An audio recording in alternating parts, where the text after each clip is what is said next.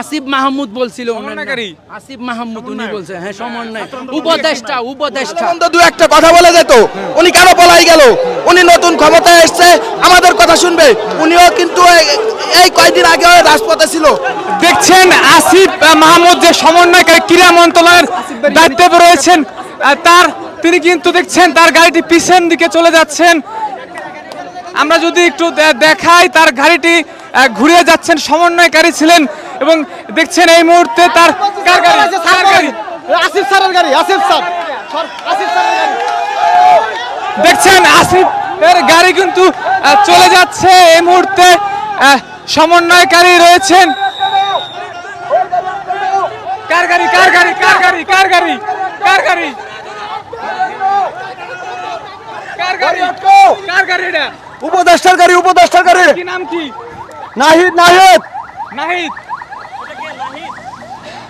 দেখছেন গাড়ি কিন্তু সরে। কার গাড়ি কার গাড়ি? এটা আসিফ মাহমুদ নাম বলছিল, উনি আমাকে যখন বলছিল উপদেষ্টা, হ্যাঁ উপদেষ্টা, উনি আমাকে নাম্বার দিছে, বলছে আপনারা লিখিত আকারে একটা দেন, আমাদের গাড়িটা ছাড় দেন, এতটুকু বলছে। পরে যখন আমরা উনাকে ছাড়ি নাই, উনি উনার ইচ্ছা মতো আবার ব্যাক করে চলে গেছে। আসলে কি প্রমাণিত হলো এটা? উনি আমাদের পক্ষে আছে কিনা, পক্ষে আছে কিনা সেটা আমরা কিভাবে বুঝতে পারবো? দুর্নীতিবাজ এটা প্রমাণিত হয়েছে। তাদের সামনে কথা বলার মতো কোনো সাহস নাই, তারা দুর্নীতি করতে করতে কথা বলছে, আমাদের সাথে কথা বলছে যে আপনারা একটা লিখিত আমাদেরকে দেন। আমি আসিফ মাহমুদ বলছিল, আসিফ মাহমুদ উনি বলছে, হ্যাঁ সমন্বয় উপদেষ্টা আসিফ মাহমুদ নাম হিসাবে বলছে, হ্যাঁ হ্যাঁ। তো উনি বলতেছে যে আপনারা একটা লিখিত দেন। স্যার আমি বলতেছি লিখিত কি? এখানে আমাদের এক দফায় এক দাবি, এখানে লিখিত কি দিব? আমাদের তো কোনো এক্সট্রা কোনো লিখিত কোনো কাজ নাই। আমাদের এখানে কোনো অনেকগুলা দাবি যদি থাকতো তাহলে আমরা লিখিত আকারে পেশ করতাম, এটাই বলছি আমি। আপনারা তো সুন্দরভাবে স্বাগত জানিয়েছিলেন, হ্যাঁ হ্যাঁ, সাথে কথা না বলে কেন চলে গেলেন? উনি ভয়েতে পালাইছে। উনি নিজে যেহেতু এরকম একটা উদ্বোধন ঘটছিল, তাহলে উনি বুঝতে পারে আসলে উদ্বোধনটা কি জিনিস, উনি এই জন্য পালিয়ে গেছে। আপনারা নিরাপত্তা দিয়ে থাকেন এবং আপনারা বলছেন শান্তি শৃঙ্খলা ভাবে করবেন, তাহলে আপনাদের সাথে কথা বলে বিষয়টা তো উনাকে আমরা যখন মিডিয়ার সাথে কথা বলার জন্য উনাকে আমরা রিকোয়েস্ট করি, তখন উনি পালিয়ে যায়, গাড়ি ব্যাক করে পালিয়ে যায়, এটুকু। এখন আপনাদের পরবর্তী সিদ্ধান্ত কি? পরবর্তী সিদ্ধান্ত আমরা এখানে থাকবো 24 ঘন্টার ভিতরে। যদি আমাদের ডিজি মহোদয় না আসে তাহলে আমরা সব কর্মবিরতি, কেউ আনসার কোনো ডিটি করবে না। বর্তমান সরকারে একজন উপদেষ্টা, সে যখন আপনাদের কোনো সিদ্ধান্ত দিতে পারে না, ডিজি সাহেব কি কোনো সিদ্ধান্ত দিতে পারবে? ডিজি মহোদয় হচ্ছে আমাদের বাহিনীর প্রধান, উনাকে আমাদেরকে লাগবে, উনাকে সহ আমাদেরকে যে মন্ত্রণালয়ে যাওয়ার দরকার সেখানে যাইতে হবে, এটাই হচ্ছে মেন আমাদের। উনাকে ছাড়া আমরা কোনোভাবে রাজপথ থেকে যাব না। উনি সহ আমাদেরকে প্রধান উপদেষ্টার কাছে নিয়ে যাক বা স্বরাষ্ট্রমন্ত্রীর কাছে নিয়ে যাক বা তিন বাহিনী প্রধানের কাছে নিয়ে যাক, এটা আমরা উনাকেই সহ নিয়ে যাব।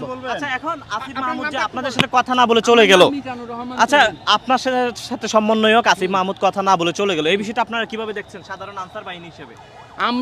আমাদের পক্ষে উনারা নাই এখনো পর্যন্ত, এটাই আমি বুঝতে পারতেছি। উনি যদি একজন বিপ্লবী মানুষ হতো, একজন গণ উদ্বোধন থেকে উঠে আসা সে মানুষটা যদি আমাদের দুঃখ কষ্ট না বুঝে, তাহলে কি আসলে কি জাতির জন্য, ওরা কি আসলেই জাতির জন্য করছিল নাকি নিজের জন্য করছিল? এখানে আমার প্রশ্নটা।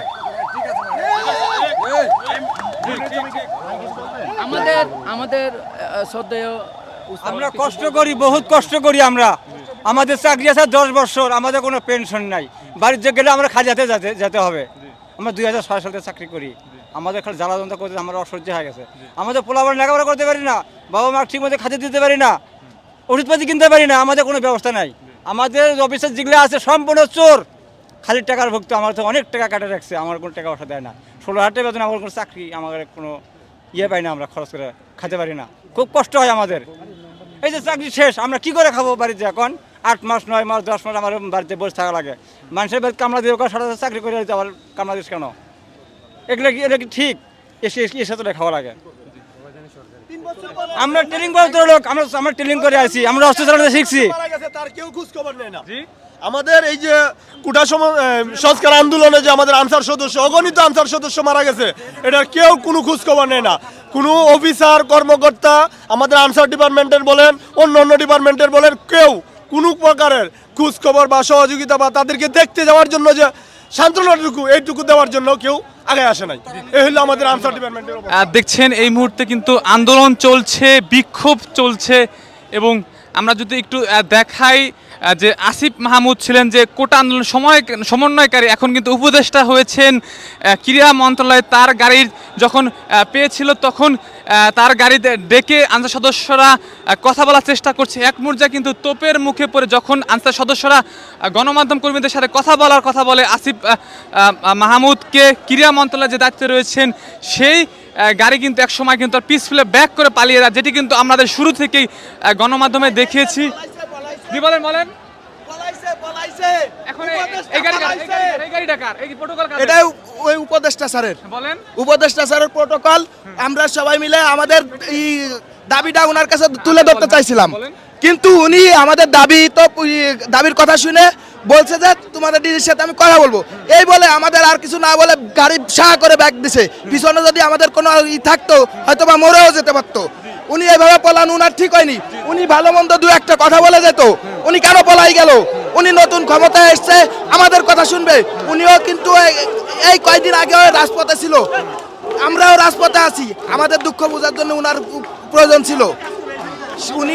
উনার কাছে একটাই দাবি, এভাবে না বলে আমাদের কথা শুনতো, আমাদের প্রাণের দাবি শুনে নিত, শুনে আমাদের যে কোনো একটা সান্ত্বনা দিয়ে যেতে পারতো। উনি কোনো সান্ত্বনা না দিয়ে উনি পর আবার গাড়ি ব্যাক ফিরে চলে গেলেন। এই গাড়িটি কার? এই যে প্রটোকলে আসলো কার গাড়ি? এটা উনারই প্রটোকল। এই যে উনাদের এই ছাত্র আন্দোলনে আমাদের আনসার, সাধারণ আনসার সিভিলে ছাত্র হিসেবে এসে আন্দোলন করছে। আমাদের সাধারণ আনসার বুকে রক্ত বিছাইতেছে রাজপথে, আমাদের সাধারণ আনসার মারা গেছে। অনেক ভার্সিটিতে আমাদের সাধারণ আনসার পড়ে এখনো, তারাও বিরোধী এসে গেছে।